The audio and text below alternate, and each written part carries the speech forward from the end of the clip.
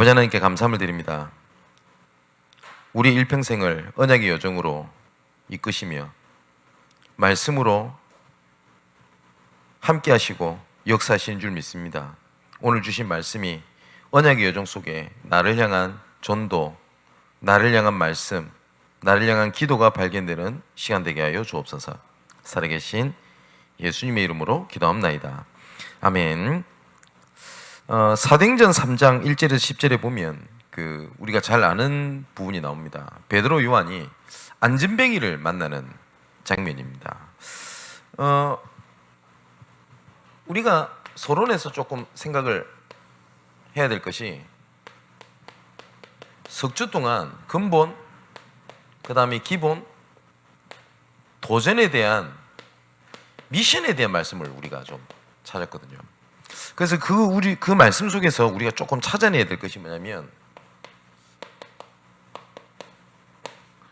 평생의 응답을 조금 찾아내야 됩니다.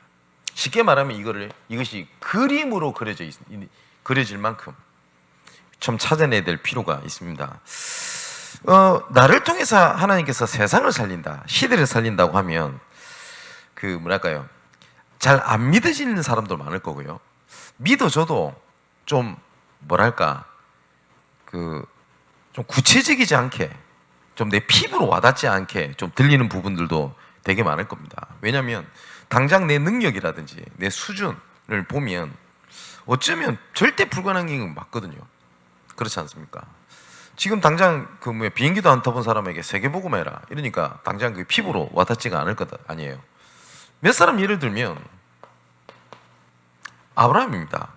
하나님께서 아브라함을 부르셨습니다. 아브라함이 다가간 게 아니라 하나님께서 아브라함을 부르셨습니다. 그리고 뭐라고 말씀하셨냐면 너를 통해서 만민이 복을 받게 하겠다. 그리고 너를 통해서 믿음을 시작하겠다. 너를 통해서 복의 근원으로 삼겠다. 또 심지어 이런 말씀하시죠. 너 씨로 말미암아 세계 만민이 복을 받도록 하겠다. 내 씨로 말미암아 바다의 모래처럼 하늘의 별과 같이 많게 하겠다. 이렇게 말씀을 하셨습니다. 근데 분명히 아브라함이 이 말이 잘 안 믿어졌어요. 잘 안 믿어졌어요. 그러다 보니까 당장 이해되는 것이 뭐냐면요, 의학적으로도 안 맞잖아요. 아브라함은 아기를 낳을 수 있는 부분이 능력이 있대도 사라는 그렇지 못했습니다. 의학적으로도 안 맞고 현실적으로도 안 맞습니다. 그죠? 그러다 보니까 아브라함의 자기 나름대로 믿는 형태를 가졌던 것이 뭐냐면 자기 조카 롯을 통해서 이 씨를 언약의 대열을 이렇게 하도록 하겠다. 아니면 하갈이라는 여종을 통해 가지고 자녀를 낳고 이런 모습을 이렇게 보이게 됩니다. 근데 분명한 거는 우리는 성경을 아니까 하나님께서 아브라함을 정말 언약하신 대로 복의 근원으로 사용을 하십니다. 그죠? 또 한 사람 예를 들면 모세입니다. 모든 것이 무너졌던 사람이 누구냐면 모세입니다. 그죠? 그리고 나이도 이제 다 차게 된 겁니다. 나이 80이 됐어요. 가진 것도 없고 배경도 없고 아무것도 할 수 있는 게 절대 불가능한 상태입니다. 그때 하나님께서 호렙산에 떨기나무에서 불타는 곳에 하나님께서 임재하셔서 모세를 부르십니다. 너는 바로 앞에 가라. 그리고 내 백성 이스라엘을 건져내라 라고 말씀하십니다. 모세가 이 말이 안 믿어지는 겁니다. 왜냐하면 혈기왕성하고 능력 있고 배경 있고 이럴 때 그때 하나님께서 부르셨으면 어찌 보면 맞잖아요. 그죠? 저는 현장에서 이런 얘기 많이 듣습니다. 경제적으로 다 무너져가지고 복음 모를 때 이제 보고 말고 나니까 이제 하나님 앞에 드릴 게 없다는 생각이 드는 거예요. 그래서 이런 얘기를 합니다. 그때 내가 보고 말았으면 더 내가 하나님 앞에 변신할 수 있었을 것인데 그건 내 생각이고요. 하나님 그거 모르시겠습니까? 애굽의 왕자로 있었을 때 배경이 있었을 때 하나님께서 모세를 부르신 게 아니거든요. 근데 모세가 이렇게 하죠. 내가 누구간데 바로 앞에 가면 내가 어떻게 이스라엘 백성들을 이끌어내겠습니까? 이렇게 얘기를 합니다. 그리고 너는 가라. 스스로 있는 자가 너를 보냈다고 해라. 라고 하는데 또 뭐라고 얘기를 하죠? 저들이 안 믿을 건데요? 라고 얘기를 합니다. 왜냐하면 애굽에서의 모세의 이미지는요, 살인자, 패배자, 도망자입니다. 그죠? 이것이 우리에게도 똑같이 있어요. 그러다 보니까 어떤 생각이 드냐? 내가 불신자 가족들보다 더 축복받고 더 잘 되는 모습 보여야 복음의 덕이 될 건데 내가 더 못 살거든. 불신자 가족보다. 그러니까 복음 전하기 어려운 것 같다. 이 생각을 하는 겁니다. 모세가 똑같아요. 또 이렇게 말씀을 합니다. 오 주여 보낼 만한 사람을 보내세요. 우리 지금 말은 뭐죠? 하나님 정신 차리세요. 내가 될 것 같습니까? 이 말이거든요. 그런데 하나님께서는 모세를 사용하십니다. 또 여러 명이 있겠습니다만은 예수님의 제자들을 한번 보십시오. 이 제자들을 잘 보면요, 수준, 기준, 표준이 그때 당시의 사람들보다 수준 이하입니다. 어부, 그죠? 세리면 우리나라로 치면요, 일제 앞잡이 이런 말입니다. 매국노, 그죠? 근데 이 매국노 안에 또 구구가 있습니다. 셀로딘 시몬. 이게 젤로 땅이라고 해가지고 지금으로 말하면 훨씬 더, 그러니까 과격한 유대주의자들입니다. 유대인들의 그 뭐죠? 해방을 부르짖고 독립을 부르짖고 그래서 막 과격한 활동을 하고. 근데 생각해보세요. 매국노랑 구구가 같이 있어요. 둘이 사이는 진짜 계속 안 좋았어요. 12제자 중에. 근데 우리가 봤을 때는 하나 돼야지. 근데 12제자도 하나가 안 된다니까요. 12제자 사이에서도요, 악력이 있었어요. 또 뭐라고 얘기를 합니까? 네가 크냐 내가 크냐. 예수님께서 왕이 될 건데 그때 네가 크냐 내가 크냐, 이것 때문에 농담을 한 게 아니라 심히 다투었다고 성경은 되어 있습니다. 이런 오합지졸이 되어 있습니까? 그죠? 우리도 이런 생각 안 됩니까? 뭐 우리 교회 뭐 수만 명 수천 명 모이는 것도 아니고 몇 명 돼도 안 하는데 하나가 안 되는 것 같고 이래가 뭐 하겠나, 이 생각이 들죠. 아닌 말로 12명보다 많을 거 아닙니까, 각 교회들이. 근데 하나 안 됐어요. 오합지졸이에요. 그 중에 또 뭐가 있냐, 의심병의 환자도 있습니다. 누구죠? 도마입니다. 도마는 뭐라고 얘기를 합니까? 다른 제자들이 야 예수님 부활했단다 라고 하니까 뭐라고 얘기를 하죠? 내가 직접 그 못자국을 만져보고 창자국을 만져보기 전까지는 내가 절대 못 믿겠다. 도마는 일평생 의심병이었어요. 그때 예수님이 짠하고 나타나십니다. 도마야, 손을 내밀어 내 손을 만져봐라. 못자국이 있거든요. 내 옆구리에 손을 넣어서 창자국을 만져봐라. 있거든요. 그러면서 예수님께서 하신 말씀입니다. 이것을 보고 믿음 없는 자가 되지 말고 믿음 있는 자가 되라. 그러면서 하신 말씀이 뭐죠? 보지 않고 믿는 자가 더 복되다. 이렇게 말씀하십니다. 의심병 환자도 있습니다. 그런데 우리는 알죠. 이 12제자를 통해서 하나님께서는 로마를 뒤집어 버립니다. 하나님께서. 여기서 중요한 것은 뭐냐면 이 사람들이 어떻게 했다, 이 사람들이 어떤 믿음이 있었다는 것도 볼 필요가 있겠습니다만은 더 중요한 근본은 이 사람들을 부르신 하나님이 더 중요합니다. 그죠? 그럼 우리도 똑같습니다. 시대 살리라 라고 할 때 내가 어떻게 하면 시대를 살리겠냐에 집중이 아니라 나를 부르신 하나님께 집중하는 겁니다. 무슨 말인지 이해되시죠? 이걸 가지고 내가 평생에 전도운동에 쓰임받을 그림을 말씀 속에서 찾아내는 겁니다. 자, 본론에 그 중에 하나를 누구를 좀 보겠냐, 오늘 사도행전 3장에 베드로를 볼 겁니다. 근데 이 베드로는 그 어부 출신입니다. 알다시피. 그리고 그 하나님께서는 이런 오합지졸 같은, 그때 당시에 그 사도행전에 처음에 보면 베드로를 통해서 일어난 역사를 보고 사람들이 뭐라고 평가를 하죠? 야, 저건 갈릴리 출신 아니냐? 야, 쟤 어부 아니냐? 이렇게 멸시할 만큼 베드로는 실력 배경이 아무것도 없었어요. 그죠? 쉽게 말하면 이겁니다. 야, 저 띨띨한 놈 아니야, 저거? 그리고 어디, 이 지역 잘못 얘기하면은 지역 비하 발언 될 건데, 제 고향 얘기하겠습니다. 저 삼초부 출신 아니냐? 이래 나오는 거예요. 그러면 주변 사람들도 베드로를 그렇게 봤다는 얘기입니다. 그죠? 배경 없고. 그런데 하나님께서 베드로를 택하셨어요. 중요한 거는. 마가복음, 자, 제자들 부를 때 보십시다. 마가복음 3장 13절에서 15절의 말씀을 보니까 여기에 뭐라고 되냐? 원하시는 자들을 부르시니 나온지라 라고 되어 있어요. 이 제자들은 하나님께서 원하셨다라고 되어 있습니다. 자, 그렇다면 우리가 처음에부터 확인하고 가야 될 게 있습니다. 하나님이 나를 선택한 것이 맞냐라는 겁니다. 그죠? 근데 그 근거가 성경에 되어 있습니다. 너희가 나를 사랑한 것이 아니요 내가 너희를 사랑했다. 맞죠? 우리가 복음을 붙잡은 게 아니라 하나님께서 복음의 자리로 우리를 인도하신 겁니다. 근데 여러 가지 핍박 상황 속에서 내가 응답이 있다 없다, 축복을 받았다 안 받았다를 떠나서 내가 복음 전해야 되겠다 라는 마음을 가지고 있는 것처럼 하나님께서 우리를 택하신 게 맞거든요. 자, 그렇다면 베드로가 오늘 본문에 안진뱅이를 만나서 했던 얘기입니다. 여기 뭐라고 했냐면 은과 금이 내게 없다, 이 얘기를 합니다. 그러면 이거 참 신기하잖아요. 이 말은 야, 내가 은과 금이 없으니까 줄 게 없으니까 내 예수님 얘기라도 해줄게, 이 말을 얘기한 게 아닙니다. 무슨 말이죠? 은과 금이 네한테 필요한 게 아니다라는 걸 얘기를 한 거거든요.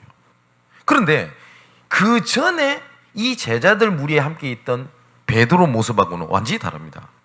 베드로가 이건 뭘 고백한 거냐면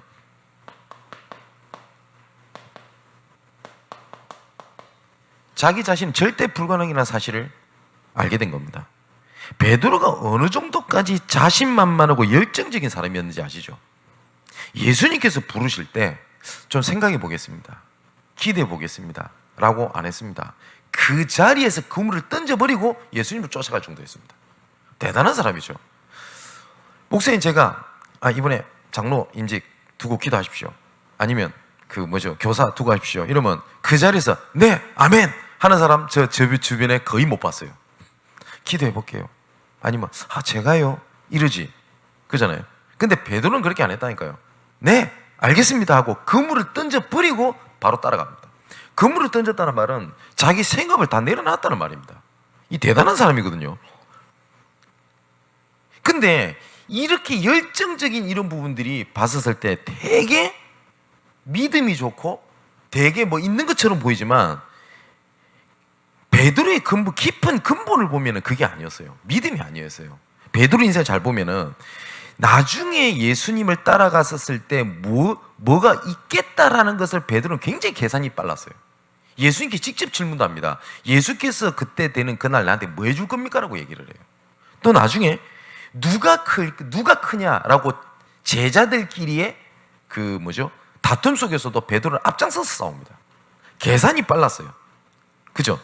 근데 우리가 봤을 때 굉장히 열정적으로 하고 뛰어난 일을 하다 보면 저 사람이 되게 중요한 일을 할 것처럼 보이는데 그렇지 않습니다. 진짜 대부분 그렇지가 않습니다. 아까 모세도 말씀드렸죠. 왕자, 그리고 배경, 수준, 젊을 때 하나님이 부르셔서 더 좋았잖아요. 심지어 모세도 히브리 민족이 고난당하는 것을 보고 애굽 사람을 주먹으로 쳐 죽일 만큼 열정, 중심 다 좋았던 사람입니다. 근데 하나님께서 그때를 쓰시지 않았다니까요. 베드로도 마찬가지입니다. 근데 우리는 가끔 이런 얘기를 가끔 들어요. 목사님, 제가 그래도 한때는 예전에 뜨거웠고 열정적이었습니다. 근데 지금은 그런 뜨거움과 열정이 없습니다. 그래서 너무 안타깝습니다. 이렇게 말씀하시는 분이 계시거든요. 뜨거움, 열정 갖고 하나님 일 하는 거 아닙니다. 간혹 가다가 집중훈련을 했다, 아니면 어디 훈련 갔다 오면 이런 고백을 하는 사람도 있습니다.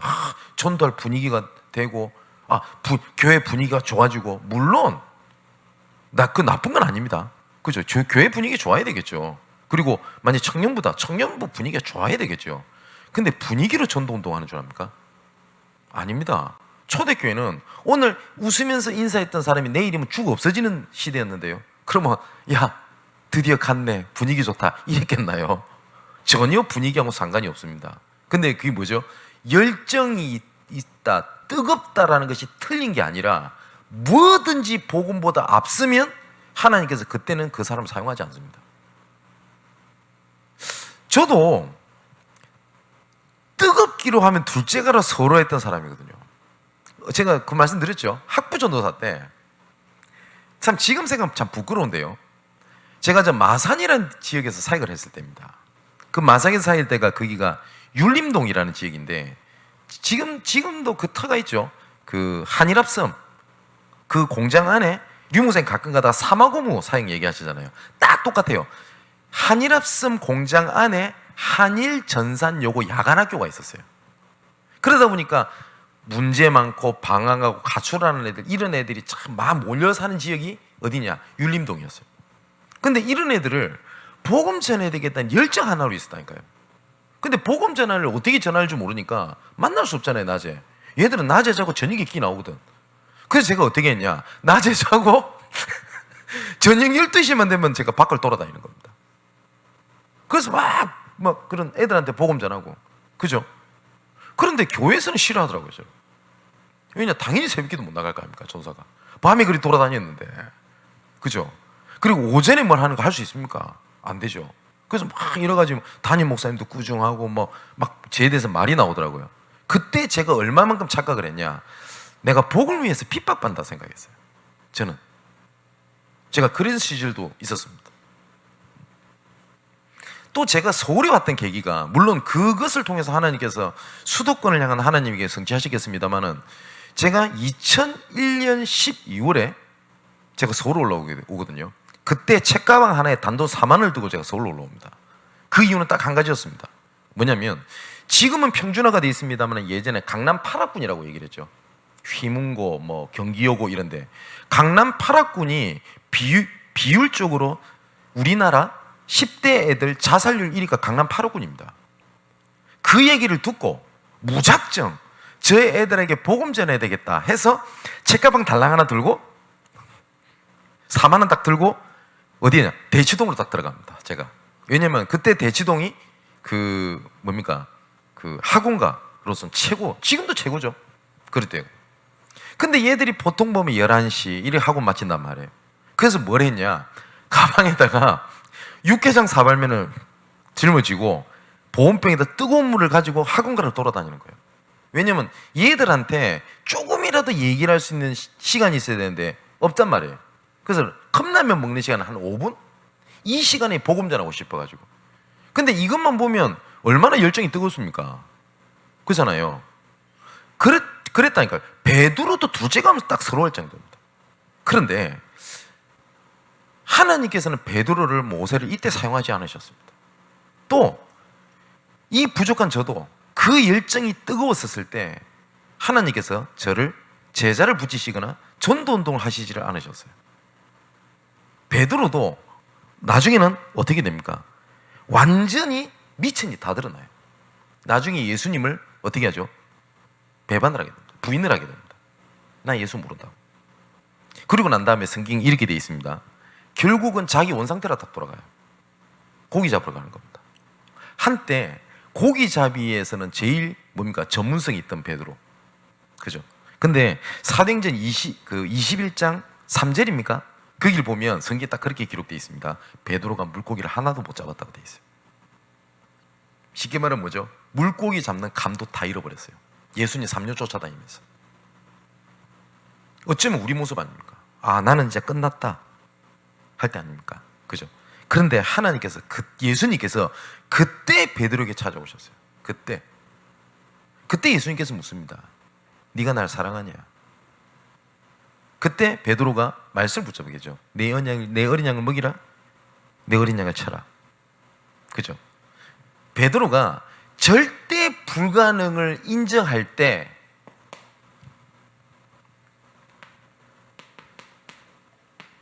절대 가능이 그리스도밖에 없구나, 이것에 대해서 진짜 뼈저리게 그걸 알게 됩니다. 모세를 하나님이 불러가지고 나는 못합니다, 내 같은 게 어떻게 해요? 이때 하나님께서 뭘 말씀하시죠? 절대 가능에 딱 한 가지 얘기를 합니다. 유월절 어린 양 피 바르면 산다. 그죠?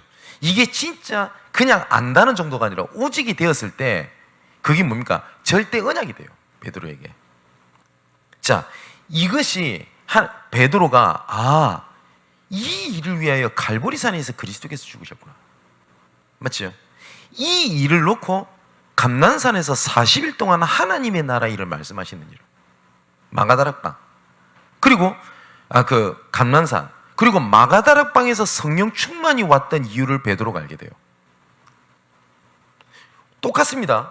우리에게 율법을 주시고 우리에게 어찌 보면은 진짜 극악에 나는 상황, 현실, 상황을 하나님께서 우리에게 주신 이유가 있습니다. 하나님께서 왜 율법을 주셨는지 아세요?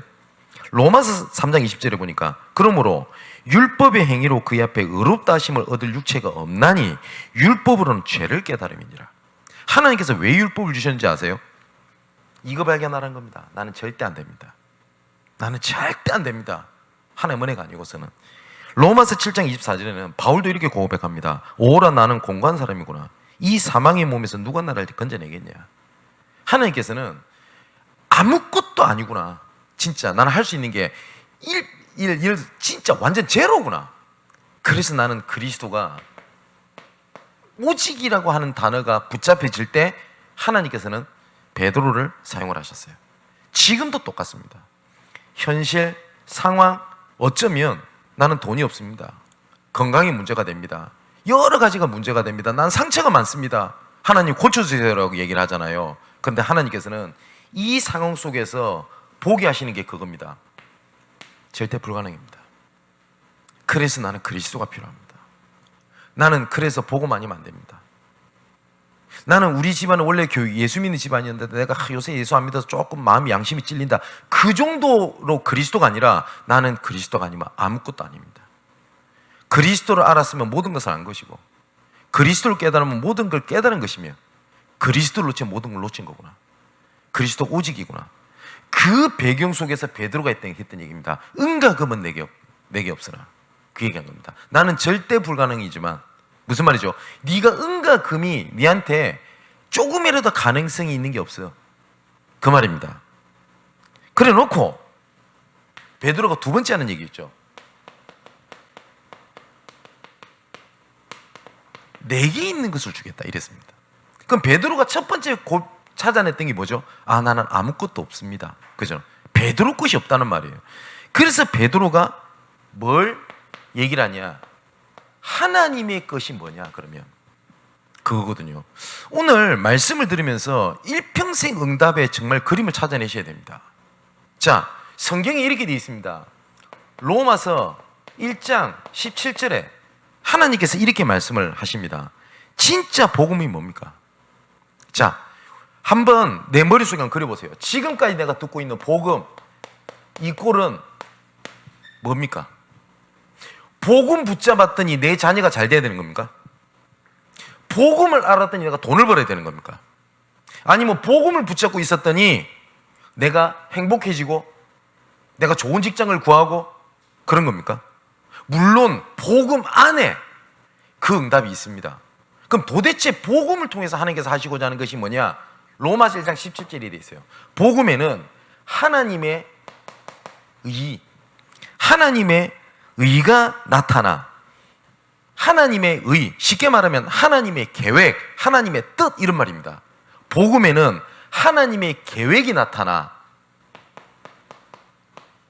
이 믿음으로 믿음에 이르게 하나니 오직 의는 이 믿음 갖고 사는 것이다. 복음에는 하나님의 의가 나타나는 거예요. 하나님의 계획. 자, 그러면 좀 극단적으로 해볼게요. 내가 죽어서 하나님의 계획이 나타나는 것이 맞다면 죽어야 돼요. 맞죠? 모르겠습니다. 지금 거의 다 비대면으로 계셔서 아멘 소리가 안 들립니다만은 이 고백에 아멘이 되신지 모르겠습니다. 내가 복음이 나타나는 하나님의 의가 맞다면 그 순환, 고난, 여러 가지 문제 인내해야 돼요. 그런데 하나님께서는 개고생 시키려는 것이 아니라니까요. 먼저 그의 나라와 그 의를 구하라. 그리하면 이 모든 것을 너희에게 더하여 주시리라. 그죠? 그럼 복음에는 뭐가 나타나는 거고요? 하나님의 계획이 나타나는 거예요. 그러면 항상 질문하는 게 그겁니다. 이 문제 가운데 하나님의 계획이 뭡니까? 근데 우리는 문제 가운데 하나님의 계획이 있다. 이 꼴은 이 문제가 잘 해결될 거야. 우리는 이렇게 생각하고 있지 않습니까? 그잖아요. 또 이 말을 잘못 들으면 복음 붙잡으면 해결 안 하신다는 말이 아니라니까요. 그게 복음의 근본 이유가 아니잖아요. 그런데 실제로 현장에 가보면 복음을 다 그런 식으로 붙잡고 있어요. 그러다 보니까 복음이 하나님의 능력이 안 되는 겁니다. 내 기준에는 해결돼야 되거든, 복음 붙잡으니까. 근데 내 기준, 내 수준, 내 안목으로는 이렇게 안 되니까 나는 응답이 없는 거예요. 그렇지 않습니까? 생각해 보십시오. 초대교회에 스데반 집사가 있습니다. 7집사를 세웁니다. 이 7집사를 세울 때 그냥 세우지 않습니다. 성령 충만한 사람, 인정받는 사람, 정말 하나님이 인정하고 사람이 인정받는 중직자를 세워요. 근데 왜 죽습니까? 아니 얼마나 억울합니까? 아닌 말로 스데반이 중직자를 세움 받지 않았다면 안 죽었을 수도 있어요. 그죠? 근데 희한하죠. 세계 최초로 선교사를 보내는 교회가 탄생하게 되죠. 안디옥 교회. 그게 뭐라고 써있냐? 사도행전 11장 19절에 스데반의 환난으로 인하여 흩어진 자들이, 이렇게 성경 기록되어 있습니다. 뭐요? 스데반의, 우리가 인간적으로 봤을 때 안타까웠던 그 일이 복음에는 하나님의 의가 나타나 믿음에 이르게 하나니 오직 의인은 이 믿음 갖고 살리라. 그게 우리의 믿음입니다. 믿음은 뭐냐? 잘 될 거야, 해결될 거야 믿음이 아닙니다. 하나님의 계획. 내가 여기 생명 걸겠다. 하나님께서 이 안에서 모든 걸 채우신다는 말입니다. 그래서 내게 있는 것을 네게 주겠다라고 베드로가 얘기를 하는 겁니다. 자, 그 내게 있는 건 내게 주노니라고 했었을 때 그 이름이 뭐죠? 그리스도입니다. 그것에서 진짜 우리가 이걸 붙잡게 되면 이때부터 진짜 치유가 일어납니다. 그때부터 죄 속에서 모든, 내가 죄인 줄도 모르고 살아가잖아요. 그런데 반드시 그 대가는 치르거든요. 그런데 참 제사장으로 오셔가지고 그 문제를 단번에 해결하셔 버렸습니다. 그죠? 또 내가 알든 모르든 내가 아는 수준, 기준, 표준 가지고 내 미래를 살아가야 되는데, 우리 삶을 인도하시는 선지자께서 우리 앞길을 인도해 가십니다. 왕 대신 그리스도께서 어둠에 잡혀 빠져나올 수밖에 없는 운명 가운데서 건져내어 우리를 통치하시고 또한 하나님의 계획을 완성하신다고 되어 있습니다. 그 그리스도를 얘기하는 겁니다. 근데 우리가 필요합니다만은, 제가 말씀드리죠, 필요합니다만은 그리스도보다 앞서서 생각하는 건 전부 다 틀린 겁니다. 복음 전할 때 이것도 필요하고 저것도 필요하고, 예, 맞아요. 그런데 그것보다 앞서면 됩니까? 저는 잊지 못하는 일이 하나가 있어요. 제가 어릴 때부터 다녔던 모교회에 어떤 교역자하고 조금 말다툼 아닌 말다툼을 했어요. 근데 결국은 그분이 그 교회 담임 목사님이 되셨던데, 그래서 그분이 저에 대해서 어떻게 생각하시는지는 잘 모르겠습니다. 뭐였냐면, 청소년부, 중고등부를 하는데 중고등부에 처음에 오자마자 복음 전하는 그 새가족반 있죠. 그걸 없애버렸어요. 그분이 그때 당시에 강도사님이셨는데, 그 이유는 뭐냐? 예수 처음으로 교회 온 사람한테 처음부터 막 사단 얘기, 니는 죄인이란 얘기, 그런 얘기 하지 말자. 편안하게 돌보고 챙기고 해주다 보면 믿게 될 거 아니냐. 여러분 어떻게 생각입니까? 세상적으로 맞아요. 자연스럽게 가랑비에 옷 젖는 줄 모르듯이 자연스럽게 스며드는 거 맞죠? 근데 하나님 보실 때는 난 제일 악한 짓이라 생각하거든요. 그래서 그거 아니라고 제 신학생 때 일입니다. 그래가지고 그분이랑 막 논쟁하고 했던 기억이 있거든요. 우리가 혹시 그렇지 않습니까? 그래, 복음도 맞는데 그래도 사람이라면 이래야 되지 않냐? 혹시 우리 그러고 있지 않습니까? 여러분, 혹시 제 설교를 수많은 유명한 신학자들이 들을 일은 없겠지요. 근데 혹시 정말 기라성 같은 신학자가 있다고 할지라도 저는 이 얘기할 수 있습니다. 어쩌면 신학적인 깊이, 내용, 제가 하는 설교송에서 답을 저는 분명히 신고할 겁니다. 그런데 왜 한국 교회가 세계 교회가 무너진지 아십니까? 목회자의 윤리, 도덕성 문제? 그걸로 교회가 무너진 것 같습니까? 그래요? 아닙니다. 주는 그리스도시요 살아계신 하나님의 아들이십니다. 이 반석이 내 교회를 세우리니 음부의 권세 이기지 못하도록 하겠다. 예수가 그리스도라는 진짜 그 고백 위에 교회를 세울 건데 음부의 권세 이기지 못하도록 하겠다. 근데 교회가 무너져요? 그 이유가 뭡니까? 윤리 문제입니까? 도덕 문제입니까? 열성 문제입니까? 아니면 하나 되지 못하고 사회에 흡수되지 못하고 이 문화를 적응하지 못하고 그겁니까 진짜? 아니잖아요. 그리스도는 얘기합니다. 근데 그리스도 오직이 아니잖아요. 그잖아요. 그 증거, 복음이 복음을 위하여 우리가 항상 들을 때는 아멘 합니다. 내가 복음에서 생명 걸겠습니다. 복음에서 핍박 받겠습니다. 복음에서 내가 모든 걸 수용하겠습니다. 그런데 조금 내 자존심, 내 현실 딱 부딪히면 복음이 아니잖아요. 솔직히 한번 생각해 봅시다. 진짜 예수께서 피로 값주고 산 교회를 사랑하는 사람 제가 현장에서 거의 못 봤어요. 정말 못 봤어요. 정말로요. 안타까운 게 이 말 들으면 꼭 꼰대 같은데 제가 어릴 때만 해도 중고등학생들이요 교회 기도회로 모입니다. 교회가 어려움을 당했다. 학생들이 교회에서 울면서 기도했어요. 하나님 교회를 살려주십시오. 문 닫는 교회를 향해서 하나님 이 시대를 살려주십시오. 죽어가는 제 현장 보면서 하나님 가슴을 쳤었어요. 그런데 지금은요 그거를 하지 못할 만큼 예수님께서 문제 아니다 내가 다 끝냈다고 하는 그것을 문제 삼고 갈등 삼고 문제도 아니니까 답도 없을 거거든요. 그 속에 빠져가지고 시대 못 보고 있지 않습니까? 그렇지 않습니까? 그것 때문에 진짜 세계교회가 문을 닫고 무너지는 겁니다. 그래서 하나님께서 말씀하시는 겁니다. 절기때 불가능 찾아내라. 그래서 하나님께서 예수님이 예수 믿고 내가 좀 구원받았다 그 정도가 아닙니다. 그리스도는 나의 오직입니다. 영원한 겁니다. 완전한 겁니다. 조금이라도 그리스도가 계셔야 될 자리에 딴 것을 들어가는 걸 보고 우상이라고 합니다. 자, 이 근본 치유 속에 그때부터 하나님께서는요 삶을 이끌어 가십니다. 어떻게 살아야 될지가 아닙니다.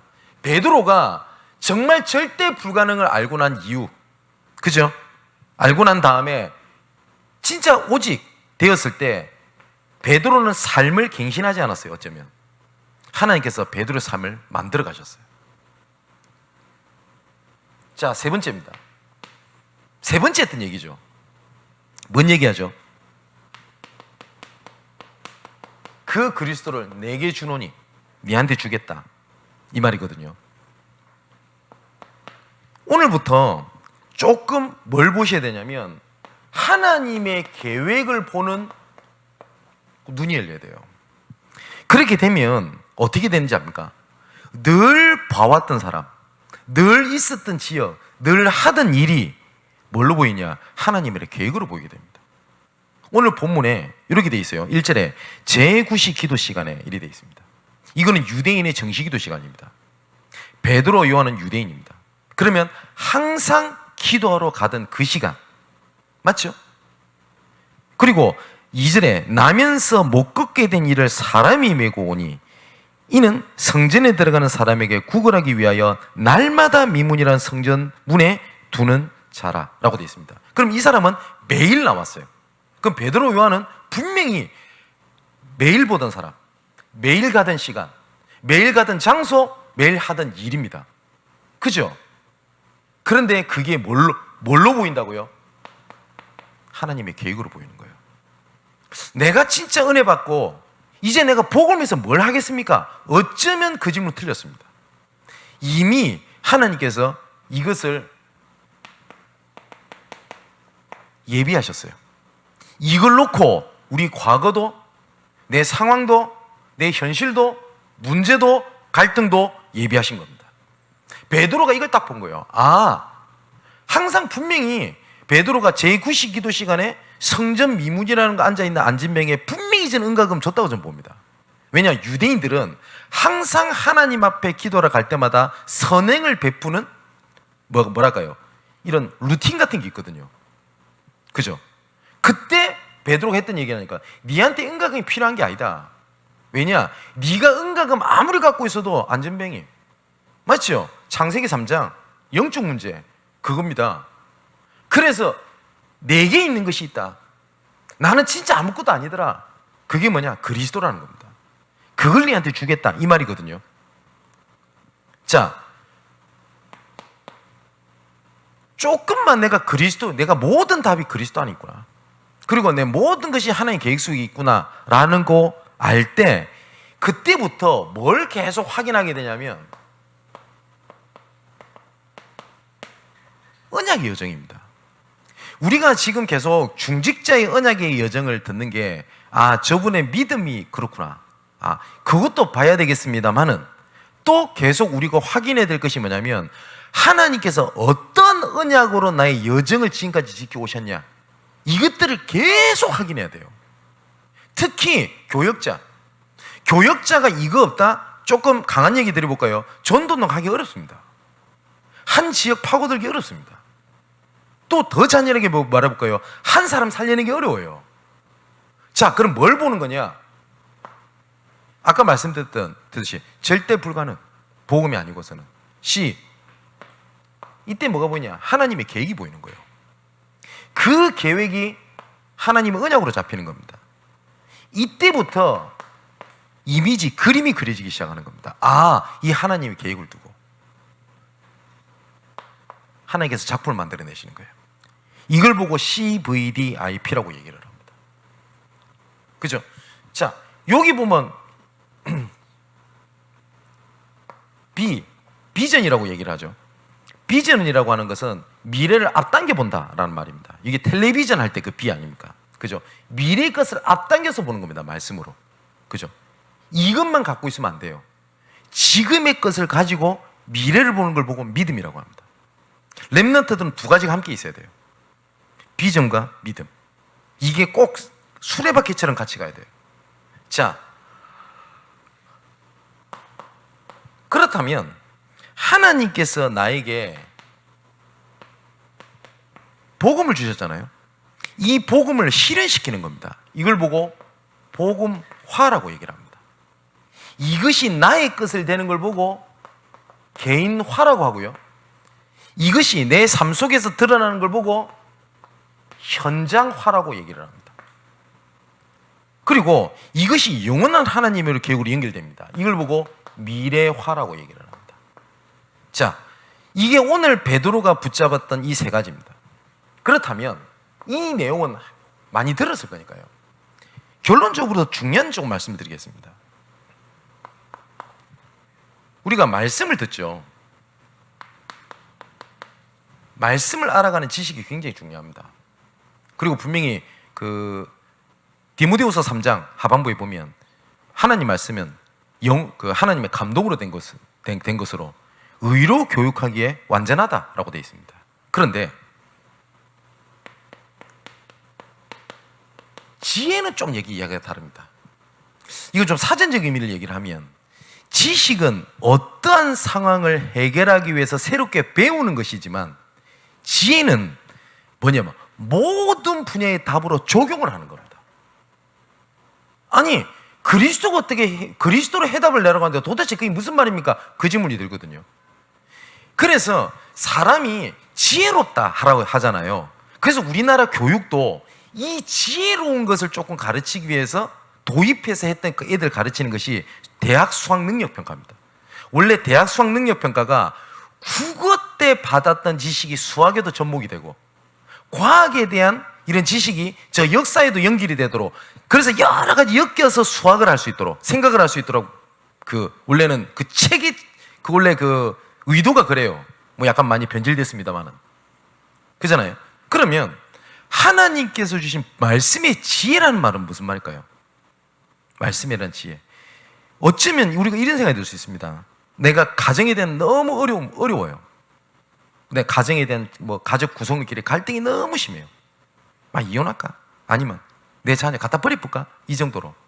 그래서 하나님 내게 말씀을 주십시오 하고 교회를 또 왔더니 전혀 가정과 상관없는 말씀을 강단에서 선포가 되는 거예요. 그럼 어떤 생각이 드는지 압니까? 내가 말씀에서 답을 못 찾았다. 아직 답을 안 주셨다. 이렇게 느낍니다. 그 차이입니다. 저도 너무너무 이상한 거예요. 너무 현실이 각박하고 정상적인 생활이 안 될 만큼 삶이 안 되는데 하나님께서 계속 제게 들리는 말씀이 하나 있었어요. 그게 뭐냐니까 전도 캠프라는 단어였어요. 그거 환장하겠대요. 저는 해외를 간 적이 없습니다. 그 전에. 왜냐면 돈이 있습니까? 뭐가 있습니까? 그래서 저는 돈이 없어가지고 졸업여행 성지순례도 못 가봤어요. 저는 아직 못 가봤어요. 아무튼. 근데 해외를 한 번도 가본 적이 없는데 해외 세계보고만 이게 계속 들리는 겁니다. 너무 말이 안 맞잖아요. 그죠? 그런데 말씀을 계속 들으면서 그 안에 내 삶이 있고 그 안에 응답이 있고 그 안에 해답이 있는 겁니다. 그래서 우리가 말씀의 지식을 아는 것도 중요합니다. 그런데 성경에 뭐라고 되어 있냐? 말씀의 지혜, 지혜의 영을 우리에게 불어넣어서 이렇게 표현되어 있거든요. 주시는 말씀이 모든 분야의 해답이 되는 말씀의 지혜가 여러분들에게 충만히 임하게 되기를 주님의 이름으로 축원을 드립니다. 이때 하나님의 완전한 인도가 보입니다. 완전한 인도. 그죠? 이 완전한 인도 속에 가니 하나님께서 작품을 딱 만들어내는 겁니다. 이런 얘기 많이 안 듣습니까? 어떤 문제가 있으면은 예를 들어서 그 부분에 대한 정확한 말씀이 강단에 선포된다고. 그런데 나는 왜 계속 그 분야에서 안 들릴까? 이런 생각이 드신 분이 계실 겁니다. 근데 하나님께서 내게 답을 하나님께서 안 주신 것이 아니라 하나님께서 아는 지식 속에서 지혜로 가게 하시는 하나님의 과정 속에 준비하고 계시는 겁니다. 저는 아무리 생각해도 하나님의 말씀이 너무너무 정확하다는 생각이 듭니다. 시간표에 따라서 주시는 집회, 그리고 여러 가지를 보면서 어떻게 하나님이 이렇게 말씀을 정확하게 주시지? 라고 하는 확신 중에 진짜 확신이 있습니다. 정말입니다. 저는 주중에 말씀을 전할 일이 얼마나 많겠습니까? 당장 주일 1, 2부 해야 되죠. 수예배, 금요예배 해야 되죠. 그럼 지교회들이 있죠. 그럼 다락방 없습니까? 외부 강의 있죠. 해야 될 거 진짜 많거든요. 그 중에서 저한테 가장 중요한 말씀을 준비하는 시간은 주일입니다. 왜냐? 일주일의 주일을 위하여 주일날 주시는 말씀을 위해서 일주일을 살아가는데 과언은 아니까요. 과언이 아니니까요. 그런데 이거는 하나님의 증인이십니다. 말씀을 준비하면 할수록 이거는 하나님 주신 말씀이다 라는 진짜 확신이 있습니다. 어쩔 때는 말씀을 준비하다가 하나님 앞에 엎드려서 울 때도 있습니다. 어쩔 때는 소름 돋을 때도 있습니다. 어떻게 하나님께서 때에 맞춰서 정확하게 이 말씀이 성경에서 보이게 하시는지, 그동안 보지 못했던 것들이 눈에 보이기도 하고요. 이게 말씀의 지식, 말씀의 지혜, 말씀의 인도, 말씀의 작품입니다. 정말 지금까지 우리가 한 30강 정도를 쭉 이렇게 지내왔습니다. 물론 간증이 좀 있었습니다만은 거의 지금 전달해야 될 내용들은 이 올해의 내용은 거의 다 전달을 하고 있습니다. 정리를 잘 하셔야 됩니다. 그래서 오늘 주신 말씀, 지금까지 주셨던 말씀들이 일평생 하나님께 주시는 응답의 그림이 그려지는 여러분 되시기를 주님의 이름으로 축원을 드립니다. 기도하겠습니다. 아버지 하나님, 우리 일평생을 두고 완전함으로 인도하시는 아버지 하나님께 감사함을 드립니다. 지금까지 주신 말씀이 잘 정리가 되는 지식이 되어 모든 분야에 답이 되는 말씀의 지혜를 불어넣어 주옵소서. 완전한 말씀의 인도 속에 반드시 성취될 수밖에 없는 말씀의 작품을 남기는 삶이 되게 하여 주시옵소서. 정말 하나님께서 한 시대에 애타게 찾으시는 복음 전하는 한 사람, 복음 전하는 한 교회, 복음 전하는 한 단체, 복음 전하는 한 국가를 찾고 계시는데, 이 일의 증인으로, 이 일의 주역으로 여기 있는 우리 말씀 듣는 우리 모든 개인과 우리 양문교회가 그 일의 주역이 되게 하여 주시옵소서. 정말 복음만 말하고 복음만 붙잡고 복음만 증거했더니 모든 것을 하나님께서 책임지시더라는 것에 증인으로, 모델로 이 시대 앞에 서게 하여 주옵소서. 살아계신 예수님의 이름으로 기도하옵나이다. 아멘.